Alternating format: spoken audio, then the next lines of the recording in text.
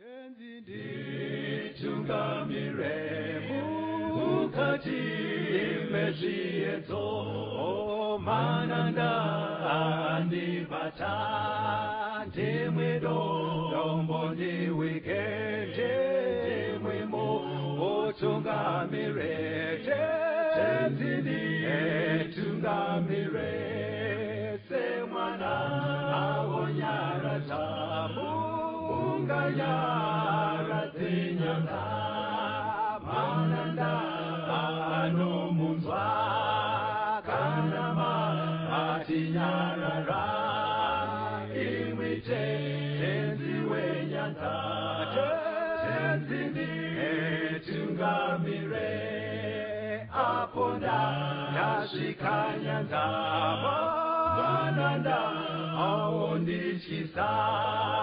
Andichina zororo Dotsamira kunemwika Kandinzwe eimi motiti Dinokuotungamira Kwazivai vateereri, tinomuchingamidzai kuchirongwa The Second Coming of Christ chamunopiwa naPastor Gift Rhodzi veku-North Zimbabwe Conference of the Seventh-day Adventist Church naPastor Caston Betera veku-East Zimbabwe Conference of the Seventh-day Adventist Church. Mustudio nhasi tina Proclaim Chaora ari kutiisira musign language.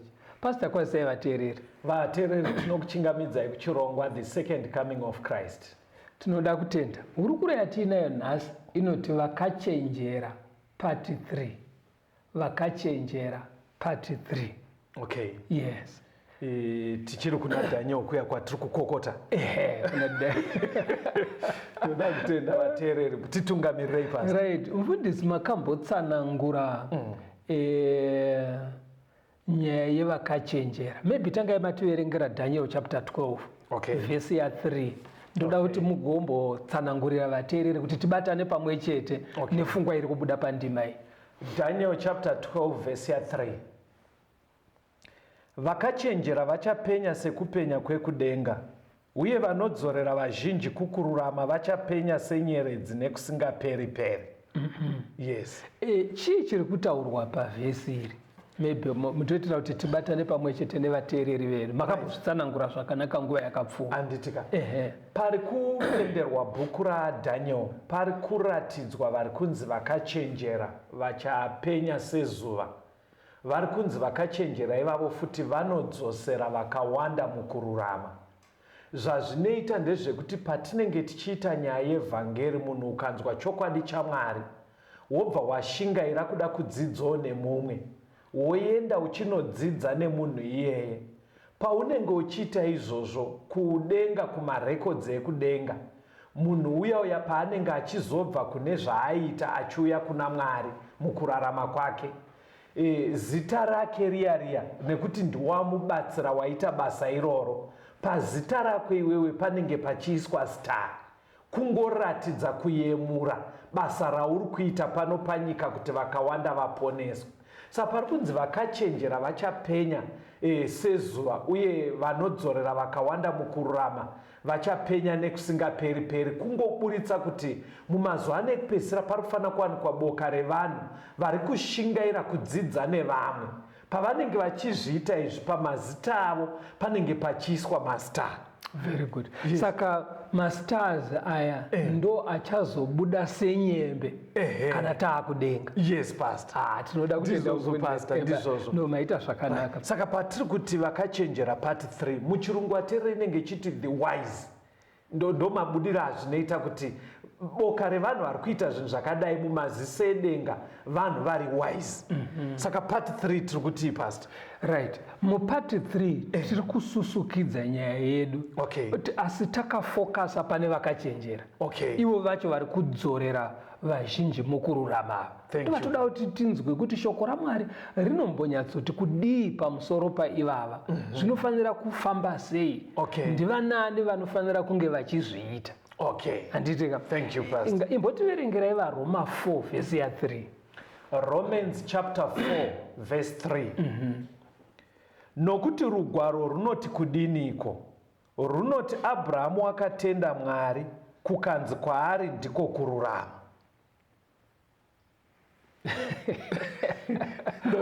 Waverenga, very good. Waita mufundisi. Pari kutaurwa nyaya yaAbhurahamu. Onzi iye akatenda. Atenda kudenga ndobva vati akarurama. Okay, akabva averengerwa kuti akarurama. Nemamwe manzwi pfungwa iri kubuda panapa ndeyekuti kururama kunoverengerwa vanenge vatenda. Okay. Munhu akatenda muna Mwari, akatenda muurongwa hwaMwari, tomboti mukutaura kwemazuva ano akagashira Jesu saishe namuponesi weupenyu hwake, munhu iye anonzi atenda muna Jesu anoverengerwa kuti akarurama. That's right. Nditendere ndise kachirungu pamuri kuti anoverengerwa kuti akarurama ndizvozvo chaizvo, but kashona ikako kanogona kunzvenga vamwe. In other words, muri kungoti he will be accounted righteous. Very good. Ndizvozvo ka, he will be counted righteous if you believe. You are counted among the righteous. Right. Unoverengerwa, watoiswa muboka racho. Thank you. Kubva ipapo wakutonzi wakarurama. Yes. Handiti mapabata. You are counted righteous. Thank Right. you. Saka toenda pana vaRoma 10 vhesi ya 13 na17. Toda kuti pfungwa itambanuke futi. Yekururama. Okay. Romans 10 verse 13 neverse 17. Nekuti ani nani anodana kuzita raShe uchaponeswa. Verse 17. Naizvozvo kutenda kunouya nekunzwa, nekunzwa kunouya neshoko raKristu. Now nyaya yekururama, yes, pastor, nenyaya yekutenda kana tichitaura nezvazvo, tiri kutotaura zveruponeso. Because nyaya dzaMwari hadzifaniri kungoita sezvinoitika kumasports zviyazviya, zvekuti vanhu vanotamba bhora kana kumhanya zvonzi ava vahwina vopuhwa kapu, inongonogadzikwa haimwirwe tii, haimwirwe mvura, zvatopera zvegore iroro, sizini iyo zvatopera. Zvenyaya dzekutenda idzi nekururama zvinofanira kususukidza munhu kunosvikira muupenyu husingaperi. Okay. Handiti wapaona? Ndo kunondogumira nyaya dzese dzatiri kukurukura muno mustudio. Dzinogumira paupenyu husingaperi. Right. Saka panapa panze kuna vaRoma 10 manje. Munhu kana akanga atenda anoponeswa. Asi kutenda kwacho manje kunouya kana achinge anzwa shoko. Yes. Aparidzirwa. Yes. Saka munhu akaparidzirwa otenda, munhu iyeye anobva anzi naMwari akarurama. Okay, ndafollow. Wapabata ndafollow. Mufundisi ari kuburitsa pfungwa yekuti kuna Daniel kwanzi vanodzorera vamwe mukururama vachapenya. Saka muri pakururama handiti. Saka mufundisi ndobva vati Abraham akatenda, ndobva averengerwa kuti akarurama. But zvikanzi kutenda manje kuya kunouya kana munhu anzwa shoko raMwari. Kureva kuti kuwiswa kukururama kune chekuita nekunzwa shoko raMwari paparidzwa. Kana ndafollowa zvakanaka. Yes, ngatifambei. Right. Saka kana zvichinzi vanodzorera vazhinji kukururama. Yes. Iko kururama kuchiuya nekutenda. Kutenda kunoteera kunzwa shoko. Yes. Zviri kurehwa muchidimbu kuti vanoparidza shoko. Handiti wapaona? Ndo vachapenya. Apa mama pajoinidza zvakanaka, ndofunga hapasi kurasa vateereri. Daniel 12 yati vanodzorera vamwe kururama. VaRoma yatanga kuverengwa 4 verse 3 ikati Abraham akatenda ndobva atokaundwa kuti akarurama. Zvikanzi bati kutenda kuya manje kunouya wanzwa shoko raMwari. Saka kureva kuti vari kudzorera vamwe mukururama vari kutoparidza kuti vanhu vanzwe shoko. Vanhu kana vanzwa shoko votenda, kana vatenda voverengerwa kuti vakarurama, vobva vapinda muruponeso, vajoina timu yeruponeso. Yes, pastor. Apa Jacob. Very good. Handei pana Luka 6 verse ya 13 tiri kuteera nyaya yedu yekudzorera vazhinji kukururama ikoko. Luke 6 verse 13. Right. Zvino kwakati kwaedza akadana vadzidzi vake akasanangura kwavari vane 12 vaakatumidza zita rekuti vaapostori. Right. Now Jesu akususukidza nyaya yekuparidzwa kweshoko. Yes, Pastor. Auya pano pasi paanotanga ministry yake. Pavanhu vakatanga kumutevera anotsaura 12. Ari kuita urongwa, ari kuleya foundation yekufambiswa kwevhangeri muNew Testament. Okay. Anodedza vakomana 12. Pakajeka. Handitika. Pakajeka.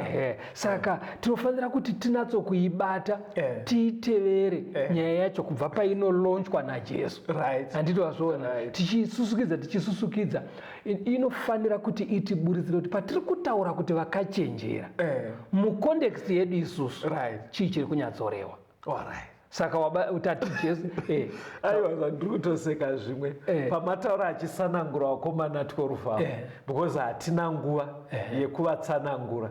Ndaida kutokumbira vateereri kuti vagonotsvaga kuti vainzi anani. Ndosaka hatifambei. Enda pana Luka 10 uverenge vhesi ya1.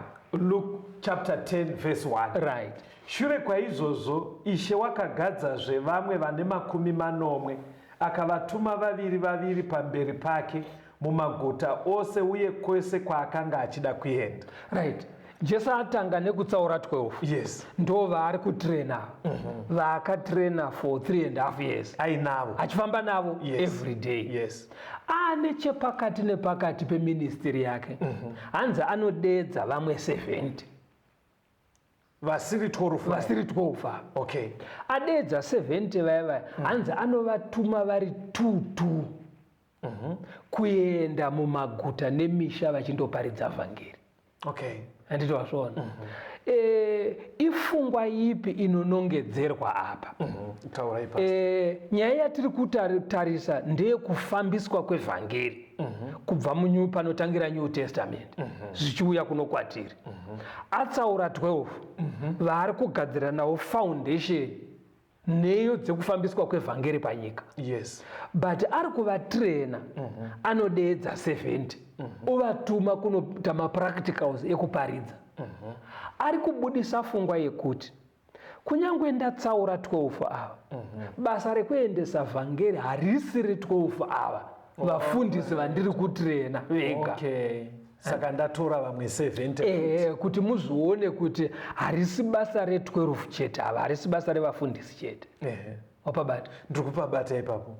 Ora imbofambai. Ndinogona kuzobvunza pamwe zvamuchagadzirisa pamwe pamberi apo. Alright. Hande pana mabasa 1. Right. Toda kuti uverenge vhesi ya8 ugoverenga vhesi 12 kunosvika ku15. Mabasa chapter 1 verse 8. Asi muchapiwa simba kana Mweya Mutsvene wauya pamusoro penyu. Ipapo muchava zvapupu zvangu paJerusarema nepaJudhea rose nepaSamaria nokusvikira kumugumo wenyika. Verse 12. Zvino vakadzokera Jerusarema vachibva pagomo rinonzi reMiorivhi riri pedyo neJerusarema, nambo yerwendo rweSabata. Vakati vapinda vakakwira muimba yaive pamusoro, pavakanga vagere vaiti Petro naJohani naJakobho naAndrea naFiripo naTomasi naBhatoronomi naMateo naJakobho mwanakomana waAfeyo naSimoni Zeroti naJudhasi mwanakomana waJakobho. Ava vose vakatsungirira nomwoyo mumwe pakunyengetera, vana vakadzi naMaria mai vaJesu nevanin'ina vake. Namazuva iwayo Petro wakasimuka pakati pehama, vanhu vazhinji vaivepo pamwe chete, vanenge 120. Mubvunzo wewanga wakandira vateereri wokuti mundotsvaga mazita waona kuti wabva wapindurwa mazita. Panapa Jesu ari kuburitsa chimwe chinhu. Ati iye muri kufanira kuenda nevhangeri. Apa akuenda kudenga. Ari kuonekana nevadzidzi vake. Sarai muchienda nevhangeri. Handitozvona. Asi kuti mugone kuenda naro munotoda kugoneswa naMweya Mutsvene. Okay. Saka kumbirai Mwari vakupei Mweya Mutsvene. Okay. Because pabasa rekuenda nevhangeri kunoparidza hazvinyanye kushandisa uchenjeri hwekuzvarwa nawo. Alright. Panotoda simba reMweya Mutsvene nerurimi runoumba mashoko. Izvozvo zvingavepo samatarenda pakuberekwa kunoku. asi kuti rinosvika rigoita michero muvanhu zvinoda paine akambanimenti yemweya mutsvene. Saka apa gandise kachirungu, how do we reconcile this, pastor?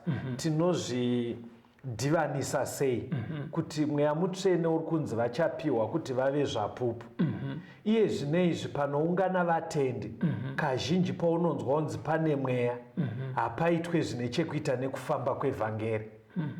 Kunotoita zvekufambiswa kwevhangeri kunotonzi hakuna mweya.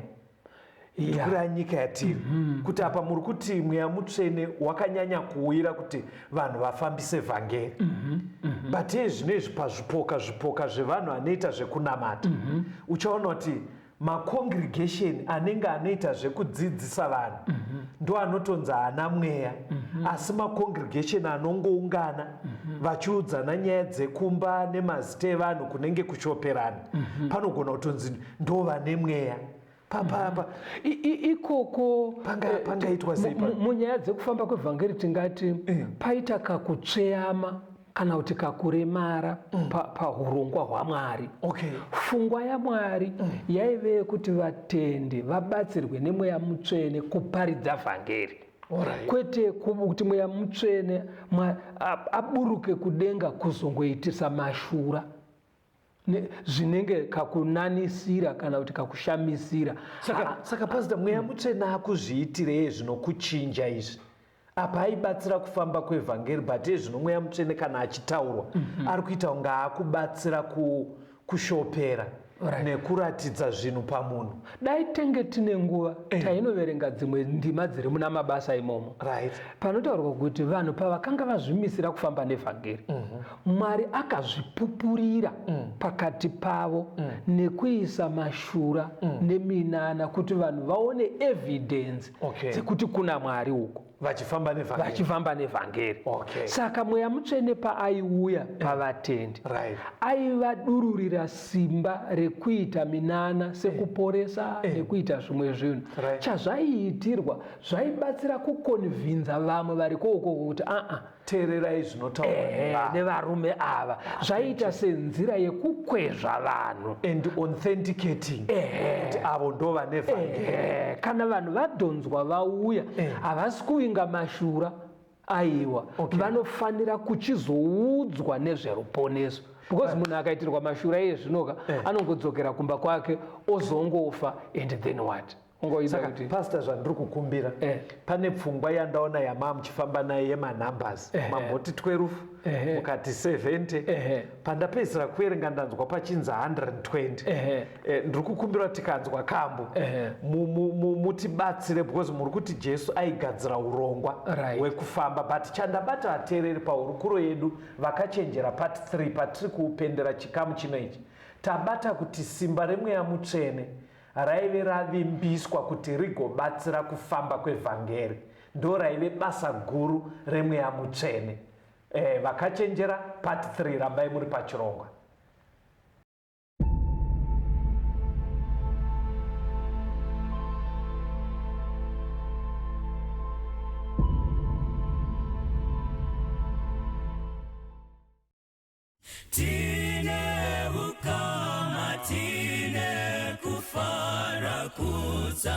Mira mumawaka ake chikamborero runyararo kuza. Mira mumawaka ake uzanira mumawaka ake ajesu kuza.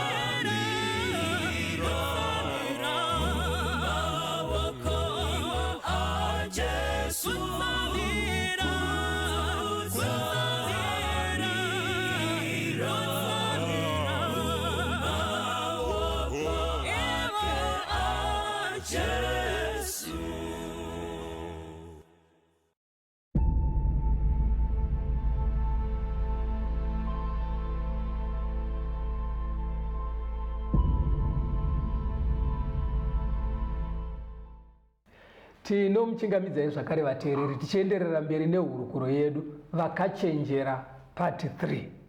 Yes, Pastor. Right.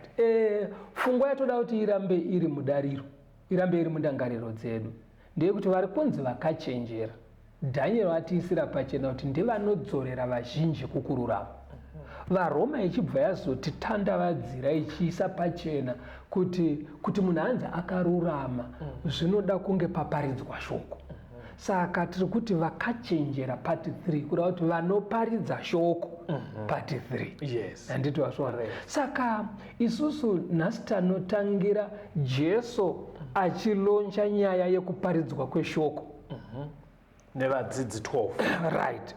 Munew Testament. Right. Anotanga ne12. Ndo vatsaura kuti atrain. Atifambe otuma 70 vamwe vadaidza vasiri 12 kuratidza kuti nyaya yekuendesa vhangeri haisingori yevafundisi ava vakatrenwa chete. Right. Ati afa amuka akuenda kudenga. Yes. Anosiya ati kuvadzidzi pamunenge muchifamba nevhangeri cherechedzai chinhu ichi zvinotoda mweya mutsvene mega muzvigone. Okay. Handiti wasvona. Yes. Saka ndobva ati chinamatai kuti mweya mutsvene auye ndiye achazokupai simba nekukugonesai kuenda nevhangeri. Okay. Asi taverenga kuna Mabasa chapter 1 pavhesi ya8 yati kana mweya mutsvene auya akupai simba muchaparidza vhangeri kutangira paJerusarema. Hanzi Jerusarema, Judea rose, paSamaria kusvika kumugumo wenyika. Right. Saka uri kuona kuti vanhu ava vari kuudzwa kuti vaende nevhangeri kunosvika kunogumira nyika. Yes. Asi vanzi vatangira paJerusarema vanobira Judea. Judea yanga iri province. Okay. Alright. Ende muJudea imomo ndomanga mune Samaria. Ukaivika location karimo muJudea muprovince yeJudea. But anoti iye mabva paJerusarema endai kuJudea muende kuSamaria. Iyo Samaria yacho yatokavwa kudhara pari kunzi Judea. Sekuti here endai kuZimbabwe mozoenda kuzvishavane. Kana manzi muZimbabwe yoseka zvishavane itori included yakavwa. Kana zvikanzi endai muHarare nekuHighfields panonzi Harare Highfields yatokavhiwa. Saka paitaurwa seapa. Right. Chairevera ndechekudai so Samaria yanga iri nzvimbo yakashoreka zvekuti maJudha vaisagashira Samaria papaine kunenge kumakana. Pane kutaurika kwekungonzi maJudha nemaSamaria vadyidzana zvinotaurika. Right. Saka Jesu paari kuti moenda kuJudea aite mapinda muJudea musasiya Samaria. Waizwa kuti vari likely kuda kutoijamba atitwazora. Saka zvingarevei nhasi Pastor? Because mavhesi atichingwataura kuti endai naizvozvo paJerusarema, Judea, Samaria kusvika kumugumo wenyika. Right. Kuti nhasi unoyu tingatora semuedza kuti kana maakufamba nevhangeri musasiya macommunities aya akashoreka pakugarisana kwavanhu. Because kune vamwe vanhu vanogona kutarisirwa pasi. Saka wherever kwamunoenda mungaa muguta mungaa muvhileji munharaunda mamaenda kana muchifamba nevhangeri vhangeri rofanira kunzwikwa nemunhu wese chero vamwe vanotarisirwa kuti pamwe vamwe vanoonekwa kunge vakashoreka. Ndosaka uchiona muno mustudio tiine vasikana ava vana Proclaim naShailet vari kutiisira musign language. Okay. Urongwa hwaMwari kuti vhangeri parinenge richiparidzwa chero vari deaf vanofanira kurinzwa. Chero mapofu, chero mheta makumbo, munhu wese anofanira kuti anzwe vhangeri iri nekuti kwariri kunanga kwacho kwakanakira munhu wese. Alright. Saka neSamaria haifaniri kusiyiwa muurongwa hwekudzorwa kukururama.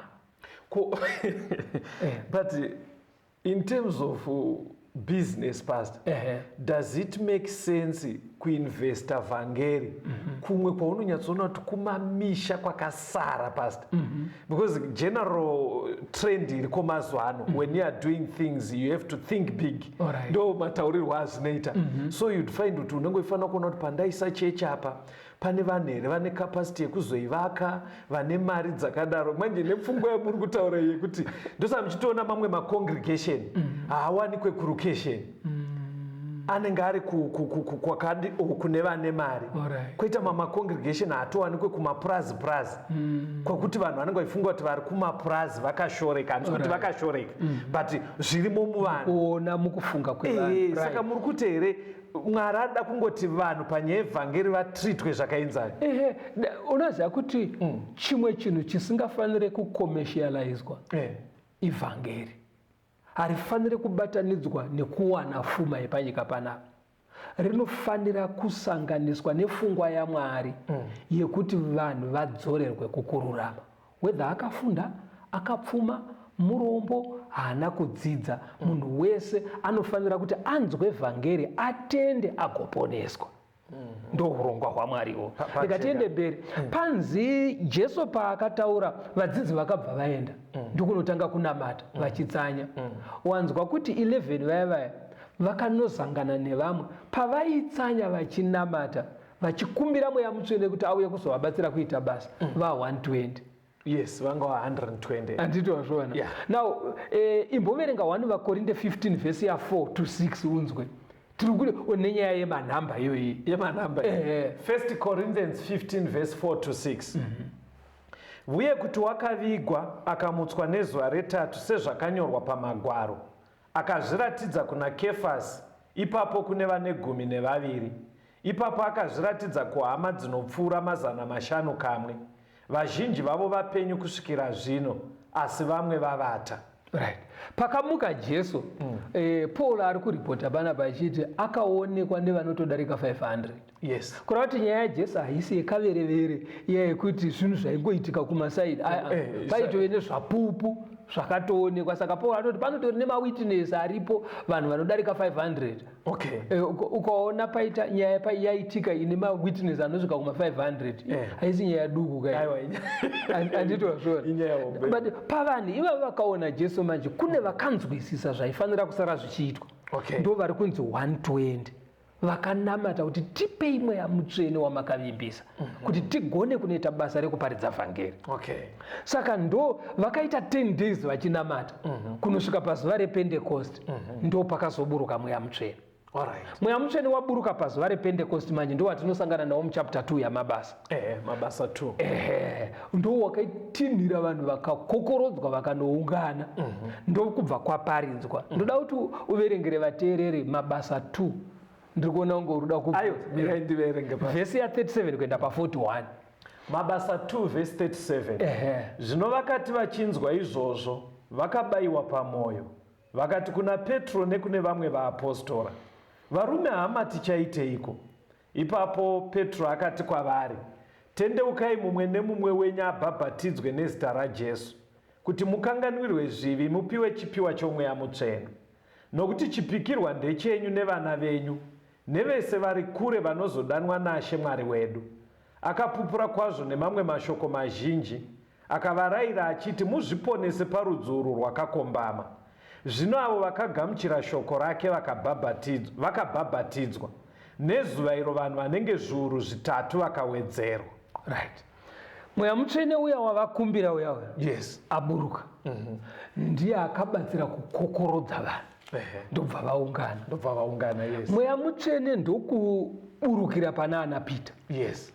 Ukachiverenga nyaya inonakidza. Jesu paaiti mweya achakugonesai. Vanhu pavakanzwa Peter akutaura, anzi chakashamisa vanhu ndechekuti vana Peter vanga vasina kudzidza zvekuenda kuchikoro. Vairaurawo veka. Anzi vanhu vakati varume havana kufunda. But sei tiri kuvanzwa vachitaura nemitauro yekumusha kwedu. Malanguages. Malanguages.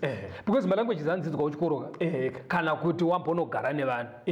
But ukachinzwa manje vanhu vakanga varipo kuti vanga vabva kupi. Bhaibheri rinototsanangura yaive Asia yese nekuno kuAfrica neEurope. Right. Saka vanhu vanga vabva from all over. Varipo ndobva zvanzi tiri kuvanzwa vachitaura in our own mother tongues. Nendimi dzatinotaura kumusha kwedu. Okay. Ndiani aita kuti zvigoneke zvinezvi? Mweya Mutsvene. Mweya Mutsvene. Handitozvona. Yes. Panga paine need yekuti Peter asina kuenda kuchikoro agone kutaura mitauro inonzikwa nevabva kuAfrica. Okay. nevabva kuasia Okay. nevari mueurope imomo Okay. kunyika dzakasiyana siyana. Right. But hazvo zvekuti inini ndikasangana newe Caston tinonzwanana nezvona ndoti inini nditenzi ndipei chipo chendimi ndokutaurira nechifrench kuti ndiratidze kuti mweya wauya pandiri handizvo zviri kutaurwa panapa. Aiwa, inini hangu chandinoda pandima yamurutaura handicho chidzidzo. Vateereri vanogara vachibvunza kuti panyaya yendimi pakamira sei. Chandinongoda apa ndechoti vanhu vanga vakaungana vakanzwa. right. Izvo zvasiyana nezvinoitika zvimwe zvatinosangana nazvo muzuva ranhasi rekuti panei pachinzi pane ndimi vanhu havasi kuzvinzwa. musi uyu vanhu vainzwa ndopandinongofa. Ende uri kuona kuti vanzwa manje michero yakabva yabuda hanzi pakapinduka 3000 vakabva vawedzerwa kuchechi. Yes. handiri kuona vhangeri riya rakutanga kufamba vakomana vai vanzi tangai mujerusarema judhiya samaria muende kumigumo yenyika vabva vhangeri pabva pawedzerwa 3000 muchechi riri kufamba vhangeri. Pana mabasa 2 ipapo ka ndoda kuti uverenge vhesi ya42 woverenga 46 ne47. Mabasa 2 vhesi 42 vakatsungirira pakudzidzisa kwavaapostora nepakuyanana kwavo nepakumedura chingwa nepakunyengetera. Zuva rimwe nerimwe vakanga vachitsungirira mutemberi nemwoyo mumwe, vachimedura chingwa mudzimba dzavo, vachidya zvokudya zvavo nomufaro nomwoyo wakanaka, vachirumbidza Mwari, vachidikanwa navanhu vose. Ishe akawedzera kwavari zuva rimwe nerimwe avo vaiponeswa. Tiri kutaura nenyaya yekufamba kwevhangeri, Yes, yekuparidzwa kwevhangeri. PaPentecost kwaparidza mufundisi Peter. handiti wazvona. But vanhu vaya vadzokera kudzimba dzavo hanzi vakaramba vachingoshingaira padzidziso dzavaapostori kureva kuti vaidzidzisana hanzi nemudzimba vachisangana paitwa mabiko vaitaurirana vhangeri. handiti wazvona. hanzi every day pakaramba pachiwedzerwa muchechi vairamba vachitendeuka. ibva waverenga pana mabasa 4 vhesi ya4 ndaona uri kuda kubvunza. Mabasa 4 vhesi 4 asi vazhinji kune vakanzwa shoko vakatenda, varume vakazosvika zviuru zvinenge 5 pakuverengwa kwavo. uri kuona kuti vhangeri raparidzwa paPentecost ndobva rasiya nhamba yedu yapa 3000. tafamba vanhu vaenda nemudzimba kwavari vhangeri vari kuparidzirana mudzimba vachidzidzisana dzidziso dziya dzabva kuvapostora dziya vakasiya vatreniwa najesu. hanzi vawedzera futi vaenda ku5000. Saka pastor pandaida kubvunza Daniel paari kuti vakachenjera ndo vachapenya vanodzorera vamwe mukururama, zvabuda kuti vakachenjera ndevanoparidza shoko. Pindurai mubvunzo ndanchedza kunyatsoteerera. Saka vachaenda kudenga vachipenya havafundisi cheteka. Alright, ndisati unga wapedza mubvunzo wako. Ndo vari kuparidza kamazuva muri kuti right. Verenga mabasa 2 vhesi 47 ka wobva waverenga mabasa 16 vhesi ya4 na5. Mabasa 2 vhesi 47 vachirumbidza Mwari vachidikanwa navanhu vose, Ishe akawedzera kwavari zuva rimwe nerimwe avo vaiponeswa. Mabasa 16 vhesi 4 na5 vakafamba nemaguta vakavapa zvirevo zvakatemwa navaapostora navakuru vepajerusarema kuti vazvichengete. Naizvozvo kereke dzakasimbiswa pakutenda, dzikawanda pakuverengwa kwadzo zuva rimwe nerimwe. Right. uri kuona kuti wabvunza mubvunzo wakanaka. Kuti saka vari kuenda kudenga vari kunzi vachapenya vakachenjera vafundisi chete here.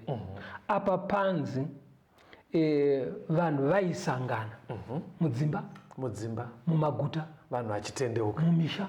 handiti wazoona. asi vasangana vaidzidzisa dzidziso dzavaapostora.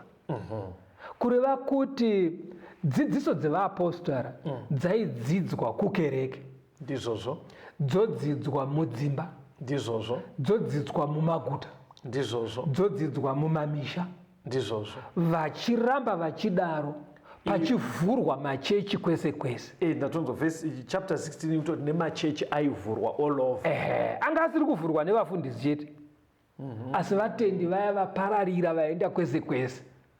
handiri kupabata. Saka tikadzoka pamubvunzo wako manje Caston, vari kunzi vachapenya havazi vafundisi bedzi vana Peter. Right. asi nenhengo dzesangano vese vanzwa chokwadi ndo vanoti kukereke vari kunzwa vafundisi vachivadzidzisa voenda nedzidziso dziya kumba vari mudzimba nemanebhazi avo nehama dzavo votaura dzidziso dziya dzadzidziswa kuchechi vobva ipapo mumaguta vachipararira nemumisha machechi achidyarwa kwese kwese ndo vakachenjera havasi vafundisi bedzi. Saka kana ndanzwa zvakanaka vateereri, mabudiro azviri kuita mubhaibheri ari kubva atoita kuti vakawanda tishayikwe pane vakachenjera. Sei ndiri kudaro vateereri? Muchaona kuti munyika yatiri kurarama nhasi vari kunyanya kuzikanwa vari vanoparidza shoko vafundisi vatungamiri vedu kuchechi. Tiri kuenda kuchechi, kana chechi yapera tiri kusikokumura yunifomu yekuchechi toikochekera apo tomirira weekend inouya kana musi wekuchechi pauchateera.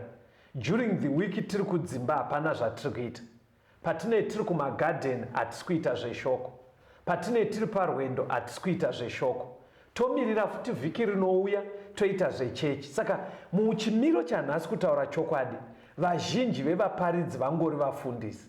Saka ndiri kudzoka kwamuri pastor kuti kudzidzisa kwebhaibheri kuri kubva kwascreena vanhu, kuri kubva kwaita kuti vachangonopenya vari kudenga vafundisi. Because zviri kuraramika zvino pastor ndezvekuti vanhu vanoenda kuchechi 2 hours chete atopedza. Kana ari anotora mota yake akutoenda kune zvimwe kumafaro. During the week hapana chechi chiri kuitwa. Omirira futi vhiki rinouya ongonoita chechi, but pfungwa iri kubuda pamamuchidzidzisa iri kuita kunge zvinonzi maybe imbopindura kuti pari kunzi vachimedura chingwa muzuva ranhasi kudii uku, because vari kunzi vari mudzimba vaisangana vachimedura munguva yanhasi chatingati kumedura chingwa chipasta. Regera timbonzwa kambo ugouya wonyatsobvunza mubvunzo wako. Atoda kutenda. Tiri pachidzidzo vakachenjera part 3. Rambai muri pachidzidzo.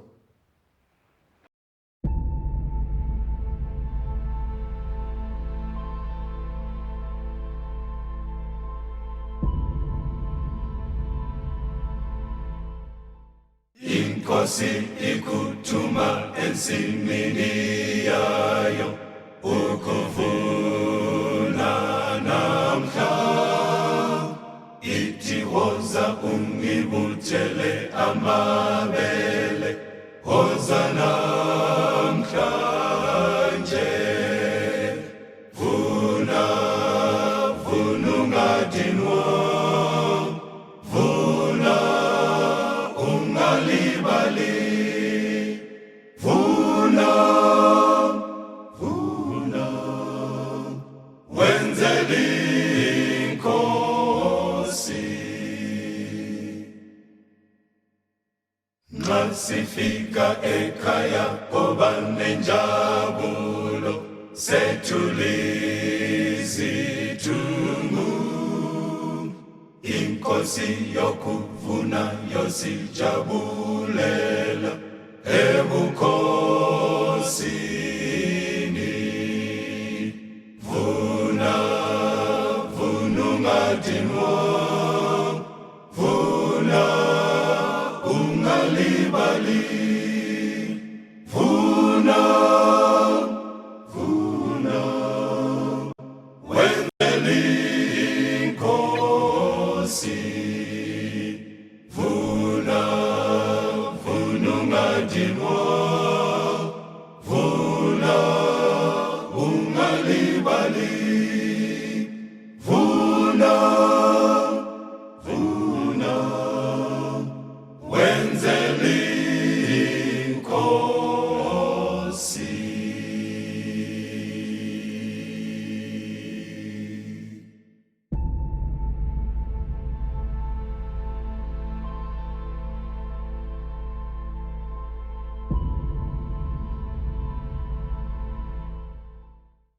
Tinomuchingamidzei zvakare vateereri tichienderera mberi neurukuru yedu vakachenjera part 3. Mufundisi wanga wabvunza mubvunzo muchikamu chapfuura. Mubvunzo wako wanga uchiti zviya?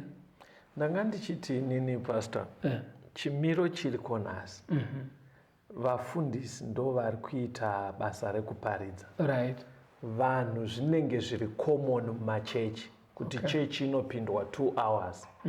Vanhu vakanotamba, vakanamata, vakaparidzirwa, voenda kumba. Vobva vakumura uniform. Vomirira vhiki rinouya. But mabudiro azviri kuita mubhaibheri zviri kubuda sekunge kuchechi kwaiendwa. Vanhu vari kudzimba during the week vaitaura vhangeri. Vanzi vaimedura chingwa. Nepaimedo ndiri kuuya ipapo votaura vhangeri. Vari parwendo kumaguta kwese zvekuti chechi yaikura through activity yemachechi members kwete yevafundisi chete. Saka pekutanga ndandati bhaibheri riri kuita kunge rabva ratoti vegeneration ino kudenga havasi kuzonopenya. Havapo. Chechipiri ndobva tati chiicho chanzi kumedura chingwa kuti tiedze kuziva kuti zvii zvaiitika nguva iyi zvatingadzidze nhasi. Right. Mabudiro azvinoita Castone kana manyatsokudzidza zvotoita sekuti munhu asingaparidze vhangeri nzvimbo yake chaiyo mumambo hwaMwari inogona kunetsa kuti wopaikira papi. Kana uchinyatsokudzidza uchaona kuti iye wakamboona here kuti mukurarama munhu ukaenda kwaunoenda ukasangana nechimwe chinhu chakunakidza unouya uchitokoka hama nechamwari. Peduwe kune zvakati zviri kuwanikwa zvakachipoko kwakati kuri kufambika zvakadai vanhu vanoudzana. Saka iwe ukati wauya kunyaya dzeruponeso wongozvinzwa wokudzokera kumba wongogumbata zvinoratidza kuti hapana chawanoona ikoko. Anditi mazviona. Saka maybe ndosai asi zvitoripo zveshuwa zvekuti unenge waendo woshaya chekuti ungashiye nevamwe. Saka kana watochishaya kazvireva kuti hauko kumambo hwacho ndosaini yacho. Then panzi kumedura chingwa apo zvazviri kureva ndezvekuti hazvinei nechakuunganidzai pangava pabirthday pangava pamuchato whatever function yakuunzai pamwe chete ngapawane mukana wekuparidzwa kwevhangeri. Kotomboti mutore yenyu pamango muri kudya mango. Idyaika muchitaura zvekukwamburi kuenda kugarden muchidya nzimbe zvese Castone kwese pari kungoburitswa kuti masocial function ese vhangeri mikana yekuti panoparidzwa mikana. Saka sevana wakamboona kuti kana munhu aine chimwe chinhu chiri chinonzi novafana mazuva ano ndo iri kurira anoitaura chero pese paangowanira mukana. Wakambocherechedza. Ndakazviona. Saka kana zvekudenga zvakupinda manje pese pawangowanira mukana zvofanira kuti zvitaurwe nehama. Saka vateereri tochiita sei manje? Vashoma vandakamboona vanoita kunge vanoda kuteedzera kudzidzisa kwebhaibheri uku kuti even during the week anenge aine shungu dzekudzidza nemaneighbors ake achitomboenda kwavari even usiri musi wechechi. Vanhu vakadaro vanobva vanzi vanozozvinyanya wava zvechechi but mubhaibheri vari kutobuda varivo vari kuri correct. Pangaitwa sei pasi because kazhinji even vateereri vedu ndikutotya kuti vakada kuita zvekutaura bhaibheri vanenge vakutonzi vanozozvinyanya ninganobohwa anozozvinyanya pese pari akangowana mukana auda kutotaura zveshoko raMwari popoitwa sei kuzvinyanya. Unoziva kuti munhu itonzi icho chakasaka kuti vatende vazonzi makristu yaitove nickname. Saka handioni paine chakaipa vainzi vanoda kuita sakristu. Saka because vanga vangotaura Jesu Kristu. Saka vateereri don't worry ukanzi wakuzvinyanya in fact isaini yekutoradza kuti uri kuteedzera urongwa hwaMwari. Because zvinoda une hungwaru hunopuhwa nemweya mutsvene. Of course. It's okay. Tiverengere Matthew 28 verse 16 to 20. Matthew 28 verse 16 to 20. Zvino vadzidzi vane 11 vakaenda Garirea kugomo ravakarayirwa naJesu. Vakati vachimuona vakamunamata, asi vamwe vakanyunyuta.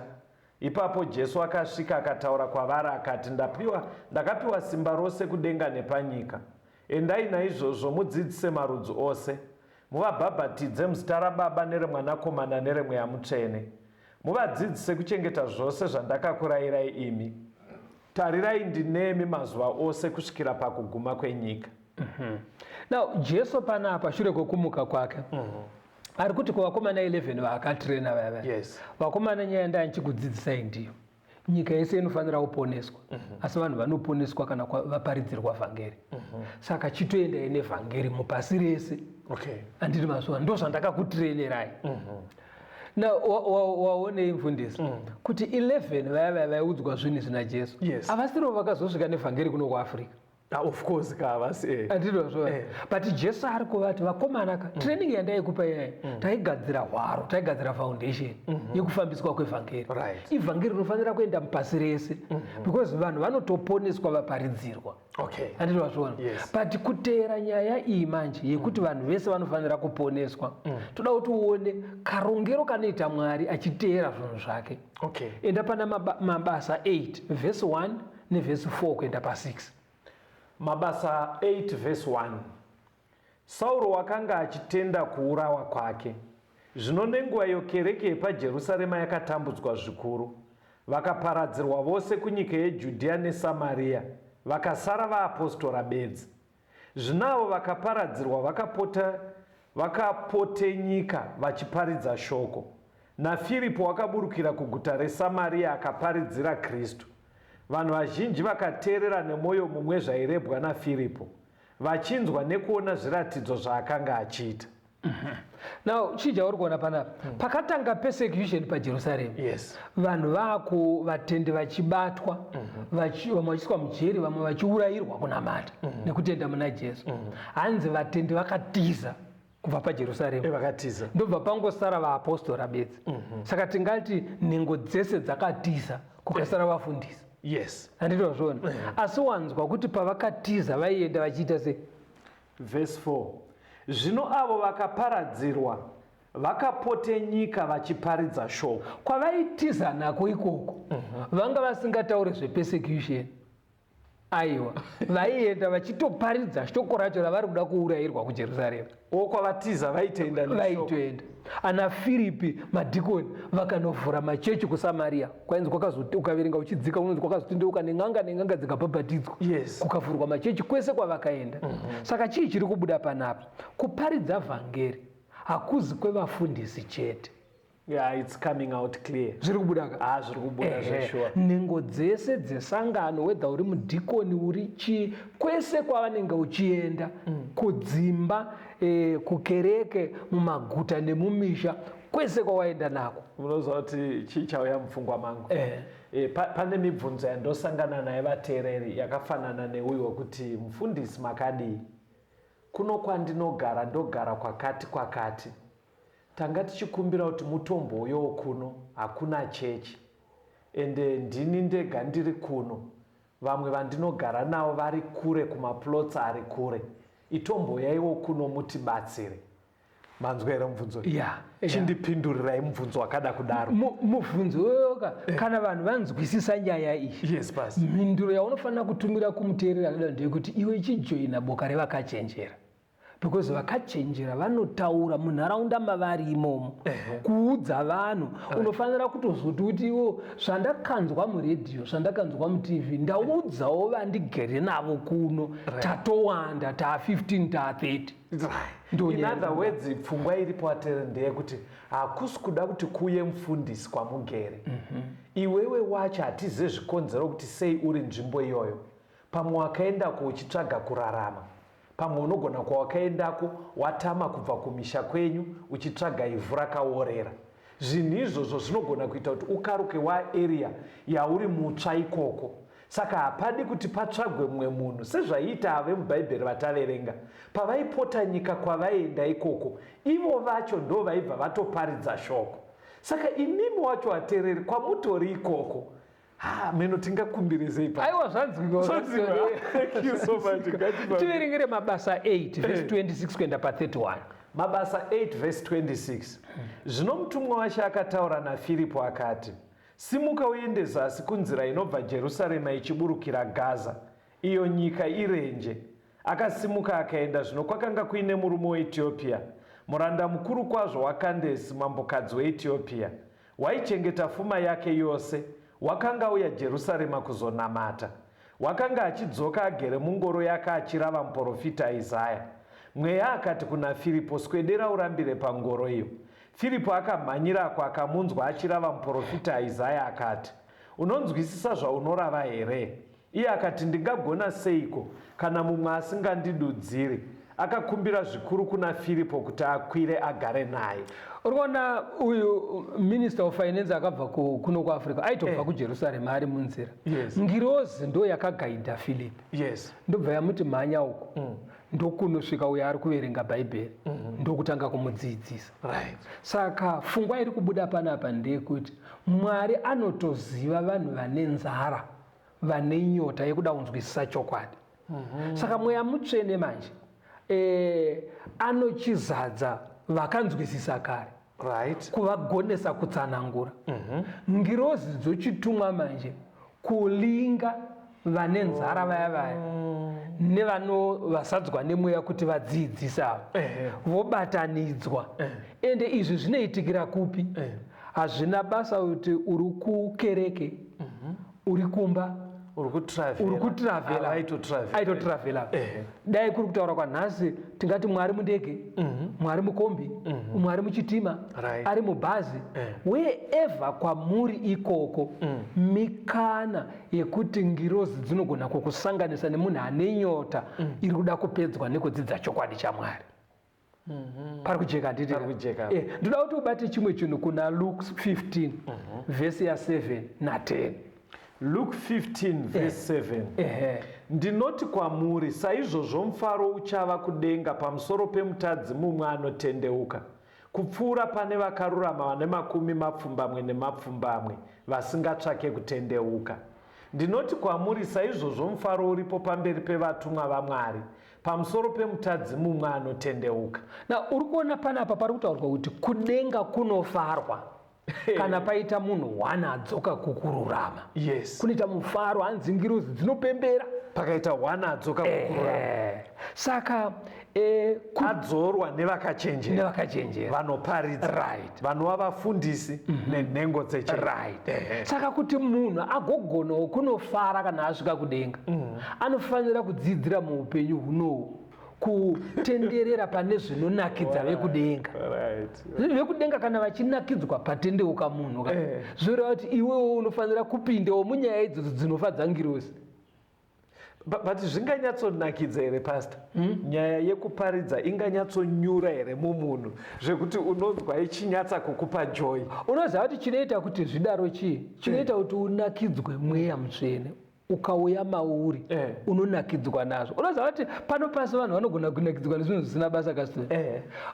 Unombonyatsa kuti dhuu here wakatarisa bhora so kuona varume akasunga kufetsiso achimhanya achidzingirira dehwe remombe yakafa kudharadhara kungonochikava so iziya kudaiwo but kana kubude muso anonzwa mushe anditowazvona. Saka kuti ukanyatsa kutsvaga kuti saka chijiripa papa so wakambonyatsofungisisa uchidzika kwakadai. Saka mweya ukauya pauri unoita kuti unakidzwe because unofunga nezviri kumberi kuti munhu wandiri kudzidza naye uyu akagashira nyaya iyi kai asvigumire panapa aiyo achanogara nekusingapere mumambo hwaMesiya. Ndiri kuona nguva dzedu dziri kufamba pasi. Right. Tiri kuti nhengo dzidzidze nevamwe vaparidze but tine kuvateereri kwamuri vateereri wokuti zveshuwa zvimwe zvidzidzo makazvinzwa zvimwe hamusati vazvibata.